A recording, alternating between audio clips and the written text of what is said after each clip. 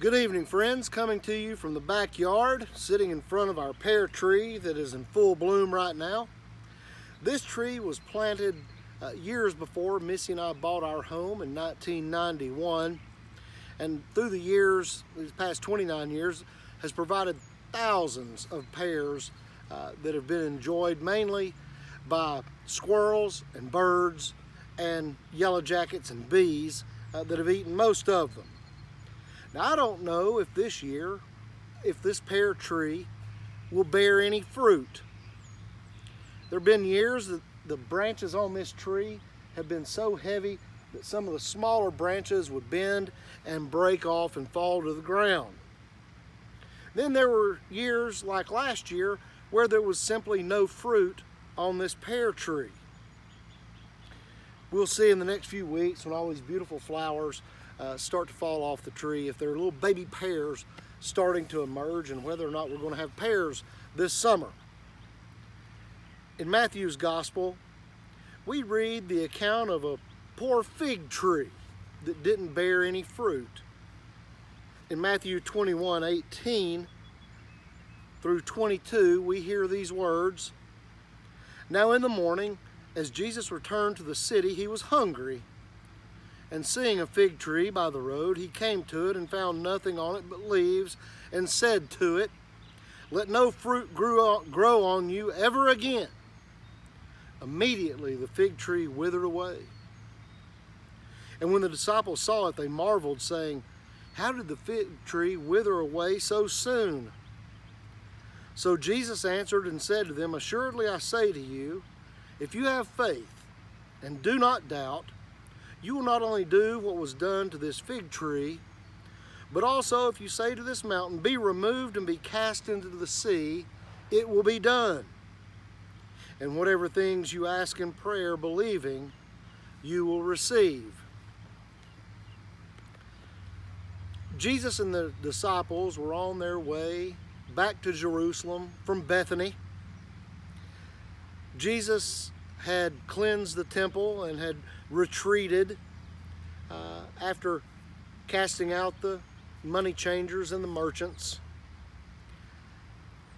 I think Jesus was hungry, and he went up to this fig tree and found no fruit on it, and he cursed it, and the tree withered and it died right before the disciples' eyes. I kind of feel bad for that poor fig tree. That fig tree was doing what it normally did. At the time when Jesus walked up to it to try to find some nourishment, it was natural for no fruit to be on it. It was in between its two growing seasons. So, was Jesus just in a bad mood? Was he using his power to show the disciples how powerful he was and how he could control his own needs? Why was Jesus expecting the fig tree to do something it wasn't capable of doing in the first place? I think those are some interesting questions, and there are some equally interesting answers to those. Yes, Jesus could have been in a bad mood.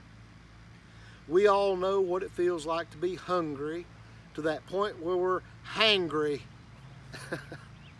Been there, done that. We all know that feeling.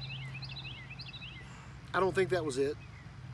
And no, I don't think Jesus was trying to demonstrate his power before the disciples.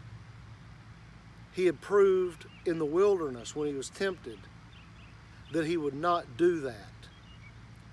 The stones were not turned to bread. I don't think Jesus was taking out his frustration on that poor fig tree. So what then are we to take away from this? Perhaps it's the reaction of the disciples. They asked, "How did the fig tree wither so soon?" Aha! There is the teaching moment. Assuredly I say to you, if you have faith and do not doubt, you will not only do what was done to the fig tree, but also if you say to this mountain, be removed and be cast into the sea, it will be done. I think what happened that day from Bethany to Jerusalem is Jesus got the disciples' attention. They saw what they did, and then they listened to what he said. There's the lesson for us today, my friends. Even when we do not know what is going on around us, when we don't understand the whys or what the outcome is going to be, we need to have faith. We need to keep on watching, keep on praying, keep on believing, and keep on following Jesus. We're on this Holy Week journey together.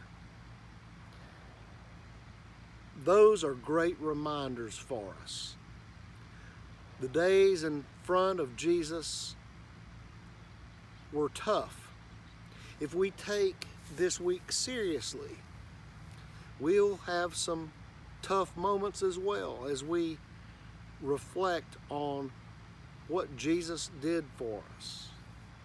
And the only way we can travel on that road is to watch and to pray and to believe and to follow.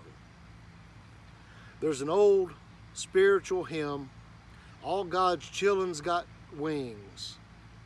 In one of those verses it says, I've got shoes, you've got shoes, all God's children got shoes. When I get to heaven, gonna put on my shoes, gonna walk all over God's heaven. Another verse says, I've got a song, you've got a song. All of God's children got a song. When I get to heaven, gonna sing a new song, gonna sing it all over God's heaven. Friends, Jesus has given us shoes to walk in as we journey together from the cross to the empty tomb. So let's keep on walking. God has given us a song to sing. So let us sing those songs this week. Those songs of grief and mourning. And on Easter Sunday, let's sing a new song. Enjoy your evening, and God bless.